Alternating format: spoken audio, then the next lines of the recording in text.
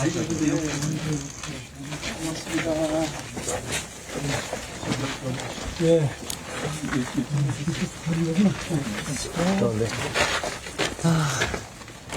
예, 안녕하세요. 많이들 관심 갖고 찾아주셔서 감사합니다. 오늘 선거운동 하고 나서 다들 약간 여행 온 기분으로 오늘 좋은 감정을 느꼈으면 좋겠습니다. 오늘은 지금 보고 있는 이런 느낌처럼 세계인들이 서울을 많이 찾고 있는데 4계절 365일 매력이 넘치는 도파민 특별시에 대한 공약을 오세훈 후보께서 발표 먼저 하겠습니다. 네, 많은 관심 가지고 이렇게 함께 해주셔서 정말 감사합니다. 우리 언론인 여러분들 중에서는 여기 북촌 라운지 처음 오신 분들도 좀 계시죠? 표정 보니까 처음 오신 것 같은데? 좋죠, 여기. 제가 종종 외국 손님이 오시거나 아니면 행사를 할 때 정말 분위기가 너무 좋아서 가끔 오는 곳입니다. 도심 속에 이렇게 아늑한 역사와 녹지가 함께 어우러진 공간 참 찾기가 힘드는데요. 이런 분위기에 관광 포인트가 많이 생겨나는 것이 서울의 관광 경쟁력을 높이는 겁니다. 서울시 수립하시는 언론인분들은 잘 알고 계시겠지만 서울시의 관광 정책의 비전, 그러니까 목표는 3377입니다. 제가 직접 목표를 설정했는데 3377의 3은 첫 3은 3천만 관광객을 의미합니다. 지금 이제 올 연말이면 아마 한 2천만을 돌파하지 않을까 이렇게 기대를 하고 있는데요. 3천만, 그 다음에 두 번째가 관광객 한 명이 서울에 와서 지출하는 금액을 한 300만 원 정도는 쓰고 가도록 그런 서울시를 만들겠다는 거고요. 이제 그렇게 하기 위해서는 볼거리, 즐길거리 이런 게 많아야 되겠죠. 그 중에서도 정말 중요한 것은 그 다음에 7일을 머물게 해야 됩니다. 과거에 한 2, 3일 머물고 그냥 훌쩍 가버리는 그런 서울시였습니다. 그런데 지금은 이제 워낙 가볼 것도 많고 즐길 것도 많고 경험할 게 많기 때문에 거의 7일에 육박하고 있습니다. 그 다음에 나머지 7, 선상에 가세요. 뭐 있지? 70%가 돌아가면서 여기 또 와야 되겠다. 다 못 봤다. 너무 아쉽다. 여기는 한 번 더 와서 꼭 즐길 가치가 있는 곳이다 라고 마음 먹고 돌아가게 만드는 그런 매력적인 도시를 만들겠다는 겁니다. 이렇게 해서 3377이라는 목표를 세웠는데요. 뭐 거의 다 목표 지점에 와 갑니다. 임기 초에 2022년도에 설정한 목표인데 지금 거의 다 4가지 방면에서 목표에 다가서고 있고요. 300만 원 지출하는 것은 항공료를 제외하고 이기 때문에 달성하기가 처음에 매우 어려워 보였는데 지금 뭐 200만 원은 훌쩍 넘어섰고요. 특히나 이 관광 수입은 과거에는 몇몇 지역적 편중이 있었습니다. 특히 뭐 면세점에 많이 그 지출이 몰린다든가 하는 이런 여러 가지 고루고루 서울 경제에 퍼지지 않는 그런 그 현상이 있었는데 요즘에는요 골목까지 물론 뭐 완전히 20억의 자축에 골목 들어가는 건 아니지만 골목 경제까지 영향을 미칩니다. 예를 들면 저기 관악구에 뭐 한 그 거리 한 100-200m 밖에 안 되는 골목형 상점 가로가 뷰티라는 컨셉으로 만들어져 있는데요. 이런 곳은 그렇게 많이 홍보비를 쓰지 않아도 어느새 알고 관광객들이 거기까지 찾아가서 네일샵도 들르고 미용실도 들르고 하는 일이 이제 시작이 됐습니다. 예를 들면 이런 식의 지출이 관광객의 주머니로부터 많이 나오고 있다는 거죠. 과거에는 광장시장에만 머물던 지출이 이제는 뭐 신중앙시장도 가고 신당동 떡볶이 먹으러 갔다가 그 근처에 시장도 가게 되는 거죠. 그 다음에 뭐 여기서 멀지 않은 통인시장 같은 데도 가고 이런 식의 지출 행태가 점점 늘어나면서 서울 경제에 많은 영향을 미치고 있습니다. 잘 아시다시피 각국은 관광산업으로 그 경쟁을 하는데요. 우리보다 앞선 관광도시들은 국가 GDP의 10%를 넘는 비중을 관광 수입으로부터 창출합니다. 우리나라는 아직까지 4%도 되지 않습니다. 그렇기 때문에 제조업이 없는 서울시 같은 경우에는 이 관광산업으로 부가가치를 창출하는 게 굉장히 중요하고요. 그런 의미에서 오늘 말씀드리는 이 관광산업에 대한 정책 공약도 매우 중요할 수 있다. 이걸 말씀드리면서 이제 다음 4년 동안 그러면 관광산업을 어떻게 진작시킬 것이냐에 대한 설명을 좀 드리도록 하겠습니다. 먼저 야간 경제를 활성화합니다. 이미 우리 경제도 선진국형 경제로 돌입을 했기 때문에 밤에 저녁 식사 후에 일찍 귀가하는 라이프 스타일이 이미 자리 잡기 시작했습니다. 그러니까 2차 문화, 소위 말해서 밥 먹고 그 다음에 놀이방을 간다든지 유흥주점을 간다든지 이런 식의 라이프 스타일이 코로나 이후에 많이 줄어들었죠. 이제 그래서 자칫하면 유럽처럼 한 오후 6시, 7시가 되면은 전부 철시하고 가정으로 귀가를 해서 도심이 텅 비게 되는 그런 대도시의 모습이 될 수도 있겠습니다. 그렇게 되면 관광객들은 갈 곳이 없어서 매우 당혹스러운 그런 관광 경험을 하게 됩니다. 여기에 아마 앞으로 서울 경제를 살리면서 지역 경제에 기여할 수 있는 것이 야장 문화라고 생각합니다. 지금은 아주 극히 일부 지역에서 야장이 이루어지고 있는데요. 이 야장을 홍대나 을지로, 성북천 가보셨는지 모르겠는데 굉장히 붐빕니다. 저녁 때. 하천변에 그런 곳들을 개발을 해서 중랑역이나 강남역, 여의도 일대 등 야장 문화를 오히려 시와 구가 협의해서 새롭게 야장 문화를 만들 수 있는 곳을 찾아가겠다는 겁니다. 찾아내겠다는 겁니다. 그렇게 해서 야간 경제를 살리는 효자로 삼겠다는 거고요. 이렇게 하기 위해서는 이제 지역사회와의 어떤 상생 가이드라인이 꼭 필요합니다. 왜냐하면 야장이 생기게 되면 무질서한 그런 모습이 연출될 수 있기 때문에 주민들께서 싫어하실 수도 있고요. 그래서 이 상인회와 지자체 간에 상생 협약을 체결해서 주민 피해가 잘 관리되도록 하는 범위 내에서 이 야장 문화가 활성화될 수 있도록 하겠다는 겁니다. 그래서 뭐 소음이라든가 청결 유지 문제, 교통 치안 문제, 뭐 여러 가지 이런 미리 예상되는 부작용들을 최소화하겠다는 거고요.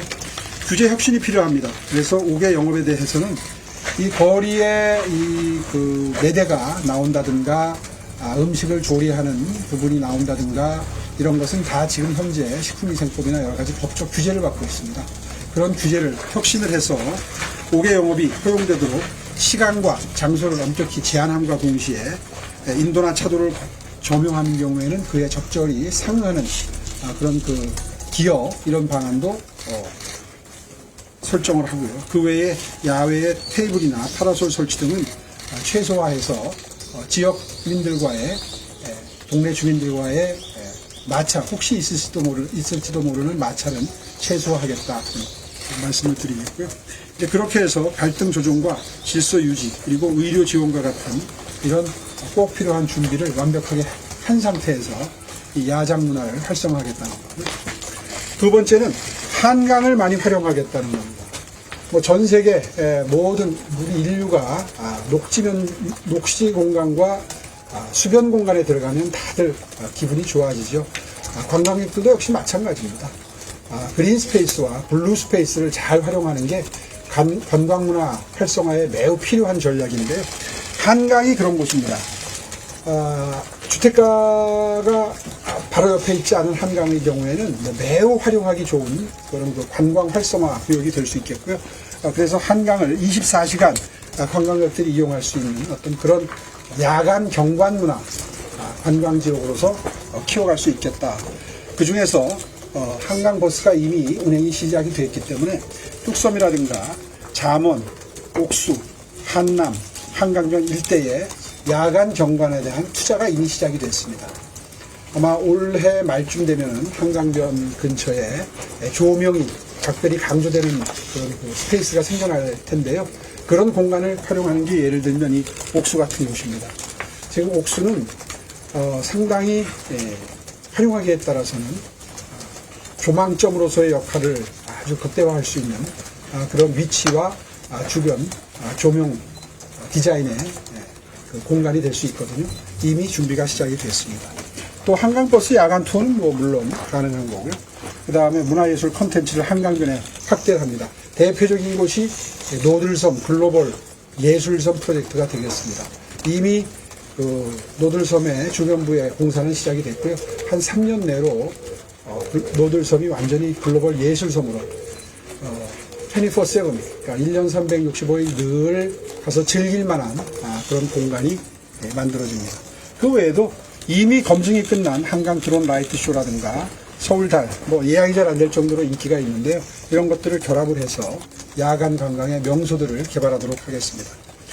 거기에 더불어서 5대 고궁의 도심 역사 밤 산책로를 개발을 하려 합니다. 이거는 물론 국가유선청과 협의가 선행이 돼야 되겠습니다. 지금 경희궁은 저희가 관리를 하거든요. 서울시가 이미 리모델링을 마쳤습니다. 가보시면 깜짝 놀랄 정도로 아주 쾌적한 공간이 되어 있는데요. 이런 공간들을 관광객들에게 저녁 늦게까지 활용할 수 있는 그런 곳으로 개방을 한다 그러면 그 근처 상권, 광화문 일대의 상권을 살려내는데 매우 도움이 되는 공간이 될 수 있겠죠. 또 예술과 휴식이 있는 컬처 나이트를 운영하겠습니다. 서울에는 이제 제법 지역적으로 잘 안배된 미술관과 박물관이 분포해 있습니다. 이런 그 시설들을 야간에 개방하는 방안을 적극 검토해서 유럽 도시에 가서 우리가 밤에 야간 관광의 자산들이 잘 활용되지 못하고 있어서 느끼는 당혹감 이런 것을 해소할 수 있도록 최대한 많이 이용할 수 있는 환경을 조성하겠습니다. 또 우리 서울 시민들이 이제 스포츠를 즐기기 시작했습니다. 러너 문화도 굉장히 활성화되어 있는데요. 이런 그 도심이나 한강변에 야간 러닝 문화 같은 것도 관광 상품화 할 수 있는 데까지 해서 하루 더 머무르게 하는 그런 역할을 할 수 있도록 하겠고요. 오늘 여기는 빠졌습니다만은 이 산악관광이 지금 굉장히 유행을 하고 있습니다. 이것 역시 서울시가 처음에 무료로 거의 저가로 무료에 가까운 저가로 등산화와 등산 장비 이런 것들을 준비 없이 들어온 외국인 관광객들에게 우리의 이 북악산이나 북한산 혹은 관악산을 올라갈 수 있도록 등산 관광 센터를 만들어서 지원한 결과 그 붐이 일기 시작한 단초가 됐습니다. 저희들이 사실 노렸던 것은 등산을 즐기는 분이 들어오면 이건 최소한 2박 3일이고요. 별 준비 없이 왔다가도 등산을 해보고 산 위에 올라가서 서울 경관을 내려다보는 그 즐거움을 만끽한 외국인들의 경우에는 며칠 더 머물 가능성이 높다는 데 착안을 했는데 매우 잘 이 전략이 들어맞아서 서울의 주야간을 막론하고 이 야간 등산 관광이 굉장히 활성화되어 있거든요. 그런 것도 이 시티 스포츠 액티비티를 활용한 관광이 되겠습니다. 그 다음에 서울이 4계절 축제의 도시가 됐습니다. 각자 별개로 따로 계획을 세웠던 것을 시리즈로 봄, 여름, 가을, 겨울 축제를 준비를 했습니다. 그래서 스프링 페스타, 여름에는 한강변에서 이 걷고 뛰고 달리고 자전거를 타고 수영하는 이런 그 액티비티를 함께 즐기는 쉬엄쉬엄 3종 축제라는 것이 시작된 지 3년 됐는데 굉장히 참여율이 서울 시민들의 참여율이 높아졌습니다. 한강이라고 하는 자산은 매우 물이 맑기 때문에 그곳에서 벌어지는 이 워터 스포츠 수상 활동이 매우 상품성이 높습니다. 이걸 계속해서 개발하겠고요. 가을엔 뭐 당연히 날씨도 좋고 문화예술적인 접근이 가능한 공연들이 풍부하기 때문에 잘 활용할 수 있고요. 그 다음에 겨울에 이게 대박이었습니다. 윈터 페스타가 광화문 광장과 서울 광장, 청계천변, 이제 작년 같은 경우에는 DDP 이런 데까지 번졌는데요. 1000만을 돌파했습니다. 참여한 인원수를 보면은 윈터 페스타가 1095만 명을 기록했고요. 그 다음에 많은 게 스프링 페스타 한 700만 명, 그 다음에 여름 가을 페스타가 56만 명, 그리고 쉬엄쉬엄 상종 축제를 중심으로 한 한강변의 썸머 축제가 146만 명 정도 참여를 했습니다. 굉장히 관광 상품으로서의 그 가치가 높고요. 잘만 디벨롭을 하면 서울 경제의 한 5% 이상을 관광 산업이 비중이 차지할 수 있도록 부가가치를 획기적으로 높일 수 있겠다 하는 기대감을 가지고 있습니다. 그렇게 해서 요즘 관광은 경험 관광이라고 그러죠. 라이프 스타일 그 자체를 즐기러 옵니다. 특히 한류 열풍 덕분에 서울에서 벌어지는 모든 서울 사람들의 라이프 스타일을 드라마를 보고 부러워하던 관광객들이 와서 함께 체험하고 싶어하는 그런 관광객들이 많이 늘어났고요. 예를 들면 한국에 서울에 와서 꼭 한강라면을 먹어보고 싶다. 꼭 배달 문화를 경험하고 싶다. 이래서 호텔에서 혹은 뭐 숙박시설에서 배달을 일부러 이제 계획을 해서 배달을 시켜서 먹어보는 경험을 하는 관광객들이 지금 폭증을 해서요. 얼마 전에 배달 라이더분들하고 티타임을 할 기회가 있었는데 그 수요도 적지 않다고 합니다. 가보면 외국인들이래요. 그러니까 먹거리를 용케 맛집을 찾아가지고 음식을 배달시켜서 일부러 그 숙박업소에서 먹어보는 겁니다. 이런 경험을 할 수 있는 예를 들면 그게 가장 대표적인 라이프 스타일 체험인데요. 그래서 1년에 한 번씩 우리가 스마트 라이프 위크라고 해서 최첨단 과학기술이 어떻게 약자와 동행하는가를 주제로 하는 한 일주일 동안의 전시회가 그동안에 코엑스에서 한 3차례 열렸는데 새로운 라이프 스타일 위크를 만들겠습니다. 그래서 서울의 라이프 스타일을 어떻게 외국 관광객들이 와서 즐길 수 있는지 그 기회를 제공하는 라이프 스타일 위크를 통해서 뷰티를 비롯해서 외국인 관광객들이 서울에서 가장 부러워하는 여러 가지 경험들을 종합적으로 누릴 수 있도록 패션과 디자인, 각종 공연 이런 것들을 전부 모아서 패키지로 즐길 수 있도록 하는 기회를 만들겠다는 거고요. 이런 그 서울의 라이프 스타일 브랜드가 글로벌 진출할 수 있도록 하기 위해서 유망 로컬 브랜드 해외 박람회도 지원하도록 하겠습니다. 그 다음에 두 번째가 예술 관광입니다. 서울은 문화예술의 어떤 중심 도시로서의 브랜드가 이미 생겨났기 때문에 굳이 뭐 키아프나 프리즈를 이야기하지 않아도 서울에서 벌어지고 있는 각종 문화예술 공연 행사들이 관광 상품으로서 매우 유용합니다. 그래서 그걸 패키지로 엮어가지고 이 아트 패스 같은 걸 만들겠습니다. 그렇게 해서 서울에 들어오면 우리가 왜 런던 같은 데 가면 그 웨스트엔드나 뉴욕에 가면 브로드웨이에 공연을 한두 개 꼭 즐기고 와야 이제 여행다운 여행을 했다 이렇게 느끼는 것처럼 서울에 와서 서울의 문화예술 상품을 소비하고 갈 수 있도록 하는 그런 준비를 충실하게 하겠습니다. 그 다음에 이제 이미 마이스 도시로서는 탄탄히 자리를 잡았습니다. 뭐 한 11년째 마이스 도시 1위의 그 순위를 유지하고 있는데요. 그 점을 잘 활용해서 마곡의 워케이션 센터를 만든다든가 서울 관광 마이스 기업 지원 센터를 운영하고요. 블레저라고 해서 비즈니스 레저의 줄임말이죠. 블레저 관광을 활성화해서 일을 하면서 즐길 수 있는 여러 가지 주변 여건이 완비될 수 있는 게 또 서울의 특색입니다. 그렇게 해서 이 일과 문화 예술 그리고 즐김 이런 것들이 어우러지는 이른바 펀시티로서의 인프라를 충실하게 만들겠다는 겁니다. 지난 5년 동안 서울은 펀시티라는 컨셉으로 그러니까 언제 와도 어디서도 즐길 거리가 있는 서울을 지향한다 하는 목표를 가지고 펀시티를 만들어 왔는데 그 결정판이 여기에 이렇게 모여 있습니다. 그 다음에 요즘에 아주 부가가치를 많이 창출하는 게 의료 관광입니다. 잘 아시겠지만 플라스틱 서저리가 국제적으로 매우 브랜드가 높아졌죠. 이 관광객들의 특색은 지출 규모가 크고요. 그리고 굉장히 장기간 머뭅니다. 보통 한 달살이 이상을 계획하면서 많은 지출을 하고 틈틈이 이게 수술 후에 오랫동안 사후 치료가 필요한 그런 그 수술이 많기 때문에 어느 정도 머물 수밖에 없습니다. 그래서 지출도 많고 그런 분들이 즐길 수 있는 또 상품도 별도로 개발이 될 필요가 있습니다. 그렇게 해서 의료관광 통역 코디네이터를 10배로 늘린다든가 그 의사협회와 협의해서 계속해서 의료관광이 활성화될 수 있도록 하는 여러 가지 비자부터 숙박까지의 좀 특이한 개성이 있는 관광객들이거든요. 거기에 맞춤형 준비를 하도록 하겠습니다. 아까 말씀드렸습니다만은 외래관광객의 관광산업 매출액이 지금 뭐 한 50조 정도 되는데 이게 지금 GRDP 기여도의 한 3.3%에 불과하기 때문에 아직도 투자해야 될 그 동기가 충분히 남아있다 하는 거고요. 그래서 이 경제에 기여하는 비율을 계속 높여가는 그런 목표를 오늘 설정을 하고 설명을 드렸습니다.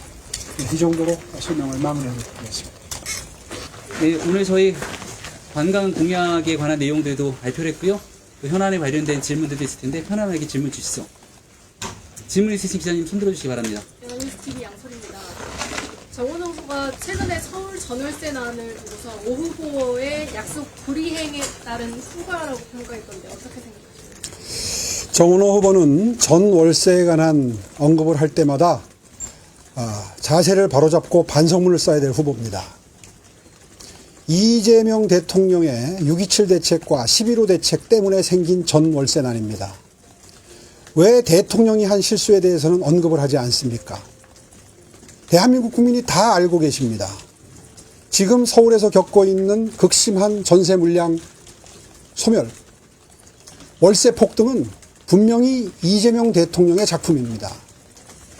적어도 1000만 도시를 책임지겠다는 서울시장 후보라면 이재명 대통령의 누가 보아도 실패한 주택정책에 대해서 특히 가장 고통을 겪을 수밖에 없는 전세, 월세를 앞두고 있는 서울 시민들이 겪는 고통의 원인을 외면하지 말고 대통령의 과실, 실수를 인정하고 그것을 바로잡도록 촉구하는 역할을 하는 것이 민주당 후보로서의 기본적인 자세라고 생각합니다. 반성하십시오. 네, 다음 질문 주시죠. 네. 조선비즈 김수아입니다. 여론조사 결과가 좁혀지고 있는데 후보님께서는 그 원인은 뭐라고 생각하시는지 그리고 앞으로는 어떤 메시지 중심을 내실 것인지 말씀 부탁드립니다. 네, 지지율에 약간의 변동이 있습니다. 아마도 무능하고 부도덕한 정원호 후보, 준비되지 않은 후보 정원호 후보, 그리고 대통령이 명백하게 잘못하는 것도 지적하지 못하는 정원호 후보에 대한 평가가 이제 여론에 반영되기 시작했습니다.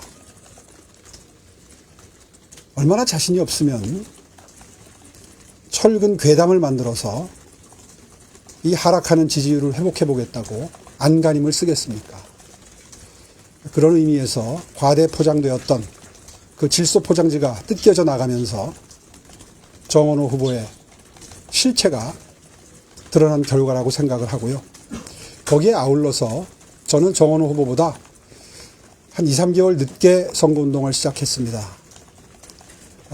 그 때문에 업적 홍보라든가 그동안 정원호 후보가 저보다 한 2달 앞서서 시작했던 여러 가지 선거 활동을 저는 최근에서 시작을 했기 때문에 그런 저의 그동안의 업적, 진가가 이제 좀 알려지기 시작하는 국면이 아닌가, 저 나름대로는 그렇게 생각을 하고요. 그러나 아직은 격차가 있습니다. 정말 차이가 많이 나는 상태다, 이런 마음가짐으로 계속해서 노력해 가도록 하겠습니다. 네, 다음 질문 주시죠. 블라이드 TV 이소영 기자입니다. 정 후보가 교통공약으로 격자형으로 조성을 해서 30분 통근 서울을 만들겠다 했는데 그거에 대해서 실현 가능하다고 생각하십니까? 네, 서울시장의 임기는 4년입니다. 기존의 교통체계를 획기적으로 바꾸려면 이명박 시장님이 하셨던 버스와 지하철, 모든 대중교통의 환승체계와 같은 그런 획기적인 변화가 아니면은 서울의 교통 문제를 일거에 한꺼번에 해결하는 지름길은 사실상 없습니다. 꾸준히 대중교통 접근성을 높이고 투자를 늘려가야 됩니다. 출근 시간을 아껴드리려면 제가 일찌감치 공약을 했던 그 궤도 회로 방식에서 무선 통신 방식으로 CBTC 방식으로 지하철 운행 체계를 바꾸는 것, 이런 기본적인 변화에 많은 투자를 한다는 이런 발상의 전환이 필요합니다. CBTC 방식을 발표를 했더니 그 다음에 이제 시민 여러분들께서 과연 이것이 될 것이냐, 되기만 하면 좋은데 이게 재원이 많이 들어간다는데 될 것이냐, 이런 그 의문을 표하시는 시민 여러분들을 뵐 수 있었습니다. 그렇습니다. 재원이 필요하고 시간이 필요합니다. 그러나 가야 할 길입니다. 이미 런던의 주블리 라인과 같이 CBTC 방식으로 바꾼 노선도 있고요. 뉴욕과 같이 바꾸어가는 곳도 있습니다. 어차피 무선통신 방식으로 다 바꿔야 되는 겁니다. 언제 투자를 해도 해야 될 것이고요. 그래서 우이신설 연장선처럼 이미 투자를 결정한 노선에 기왕 하는 것 미래형 방식으로 제일 처음 하겠다는 거고요. 그 다음에 혼잡 노선인 9호선부터 시작해서 노선에 순차적인 투자를 분산 투자를 해서 시격을 다시 말해서 열차와 열차의 간격을 최대한 줄일 수 있을 만큼 줄여서 이게 가능해지면 물론 그 속도에 따라서 다르겠지만 지하철 그 운송 분담률이 한 20% 정도 능력이 향상이 됩니다. 이제 그렇게 되면 출퇴근 시간에 이른바 첨두 시간에 지옥철을 면할 수 있게 되는 것이죠. 이런 현실성 있는 대안을 내놓는 것이 훨씬 더 시민 여러분들께 다가갈 수 있고 그리고 믿음직할 겁니다.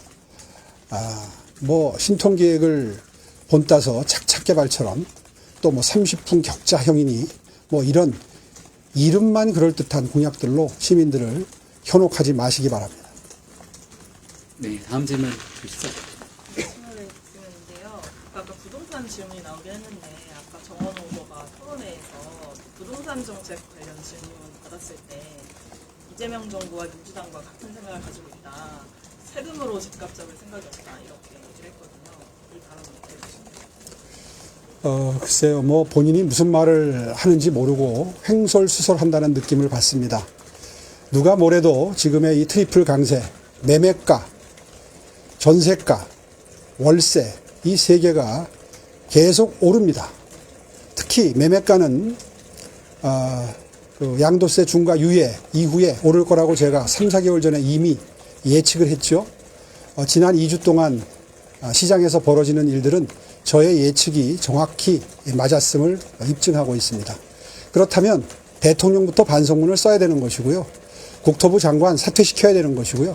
정원호 후보는 주택공약 처음부터 재검토해야 되는 겁니다. 잘못을 인정을 해야 됩니다.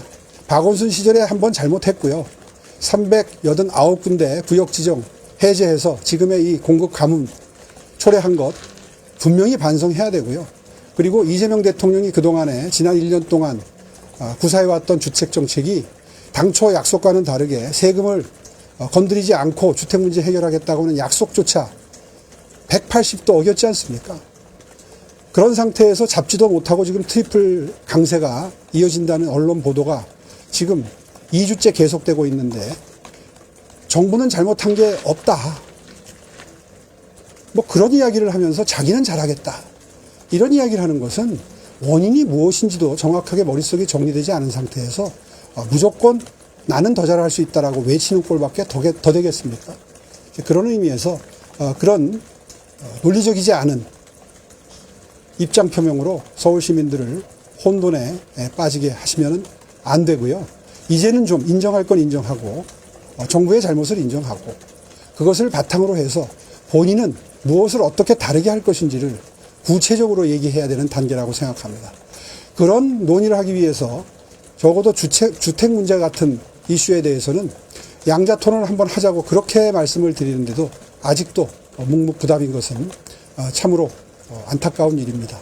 스스로 무능과 준비되지 않았음을 드러내는 일이라고 생각합니다. 네, 다음 질문 먼저 하고 하겠습니다.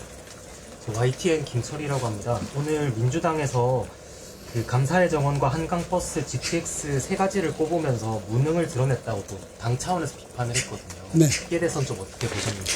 네, 감사의 정원은 지난 며칠 동안 인스타를 비롯한 SNS 공간에서 폭발적인 호응이 일어나는 장면들을 여러분 다 지켜보고 계십니다. 감사의 정원은 아시다시피 조선시대의 역사밖에 없었던 광화문 광장, 국가 상징 광장으로서의 역할을 하기 위해서는 대한민국을 상징하는 자유와 민주주의 그리고 평화가 그 공간 안에 녹아있는 조형물이 반드시 필요했습니다.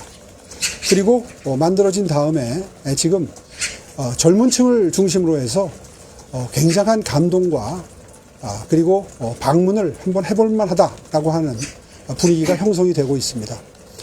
민주당은 매우 시대착오적이고 그리고 과거의 이념에만 머물러 있는 이런 당의 고집스러운 모습을 이제는 좀 반성을 해야 됩니다. 대한민국이 있기까지 어려울 때 도와준 나라에 대한 감사를 표하고 그 덕분에 대한민국이 번영했다는 사실을 세계인과 공유하는 공간이 바로 대한민국의 정체성을 드러내는 공간일 것입니다. 이제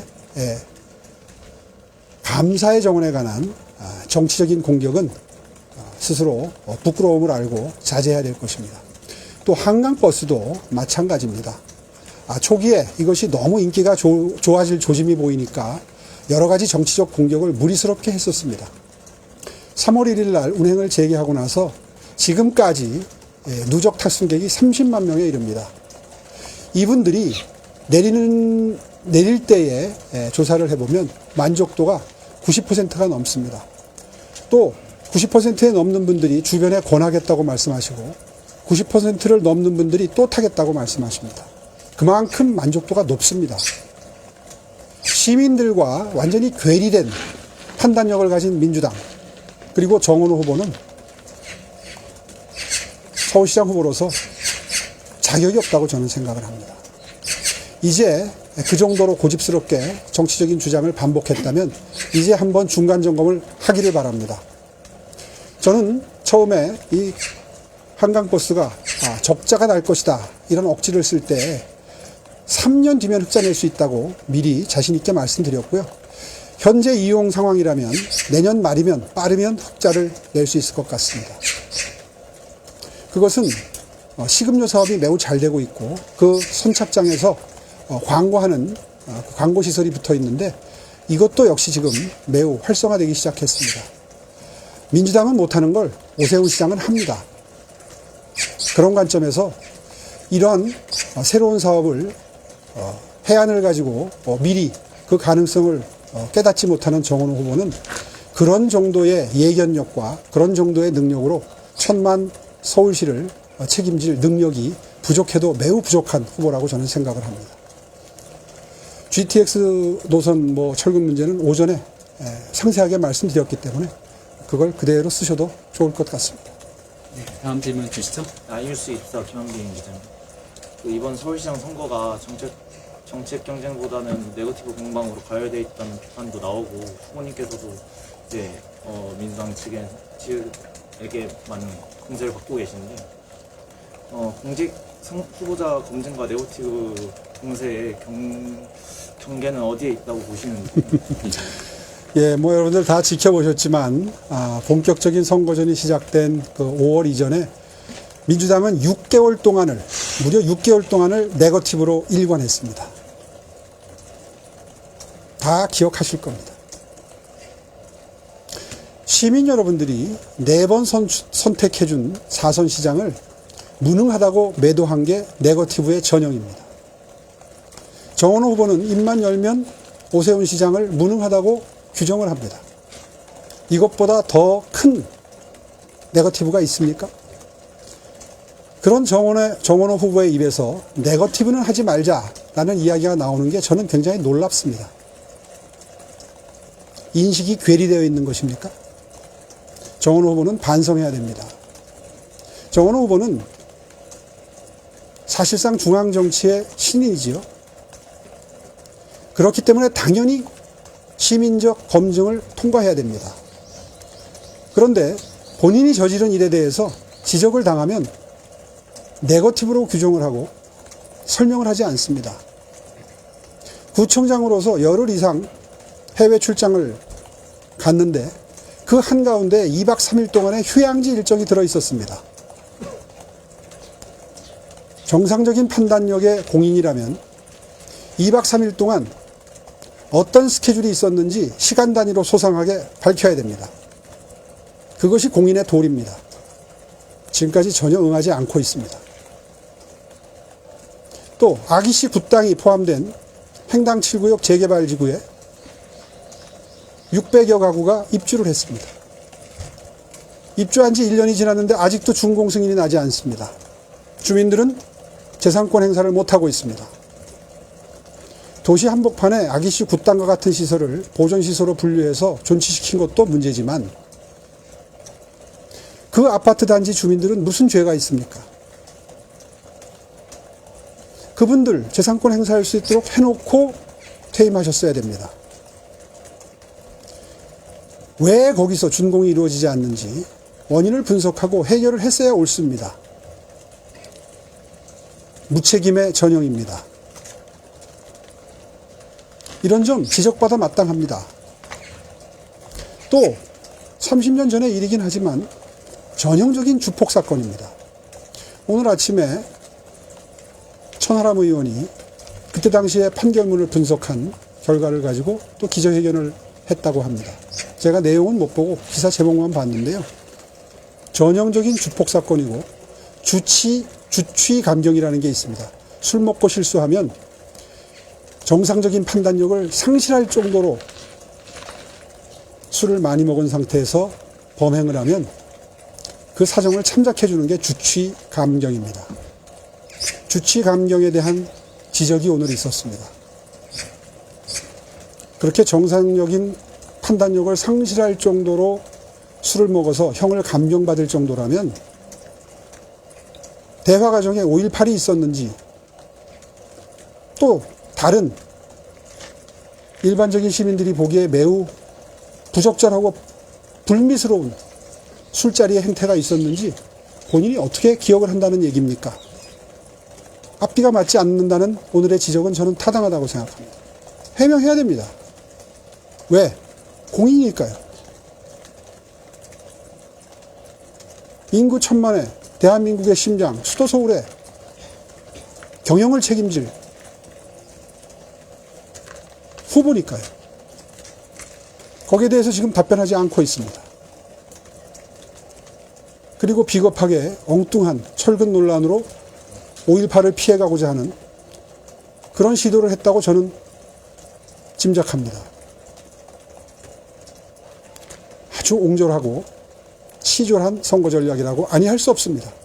거기에 온 민주당이 동원돼서 모두 스피커 역할을 하고 있습니다. 집권 여당답지 않습니다. 민주당은 부끄러움을 알아야 합니다. 네, 이 정도로 이 하겠습니다. 정도면 충분히 대답이 된 것 같습니다. 이제 신청하신 기자님들이랑 차담 좀 갖고 나머지 인사 이어가겠습니다. 고맙습니다. 감사합니다. 네.